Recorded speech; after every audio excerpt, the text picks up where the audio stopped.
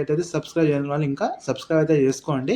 Okay, join hour Telegram channel AMS cricket analyst, link in by and description. And Nepal versus Scotland match అయితే జరుగుతుంది. ఈ match అయితే ఎవరు గెలుస్తుందని చెప్పడం చాలా కష్టం. 2 టీమ్స్ చాలా స్ట్రాంగ్గా ఉన్నాయి. ఓకే, ఇంపార్టెంట్ మీకు కావాల్సిన ఏదేదో అనేది చివరి చెప్తాను. వీడైతే చివరి వరకు అయితే చూడండి, ఎక్కడ స్కిప్ చేయకుండా. మనం టాపిక్ వెళ్ళిపోయాం. అండ్ నేపాల్ వర్సెస్ స్కాట్లాండ్ అయితే నాకైతే స్కాట్లాండ్ టీమే చాలా స్ట్రాంగ్ అనిపిస్తుంది గాయస్. ఎందుకంటే వాళ్ళకి ఎక్స్పీరియన్స్ ఉంది వరల్డ్ కప్లో. నేపాల్ అయితే ఇది 1 or 2 టైమ్సే వరల్డ్ కప్ ఆడింది. బిగ్ టీమ్స్ కూడా తక్కువ ఆడింది. కాబట్టి నాకైతే స్కాట్లాండ్ టీం అయితే స్ట్రాంగ్ అనిపిస్తుంది. ఎందుకంటే స్కాట్లాండ్లో వాళ్ళ బ్యాటర్స్ చాలా స్ట్రాంగ్గా ఉంటారు. ఓపెనర్స్ చాలా స్ట్రాంగ్ ఉంది వాళ్ళది. అండ్ బౌలింగ్ కూడా బాగుంటుంది. అండ్ నేపాల్ కూడా మనం తక్కువ అంచనా లేదు గాయస్. ఎందుకంటే నేపాల్లో చాలామంది మన ఇండియన్ ప్లేయర్స్ ఉన్నారు.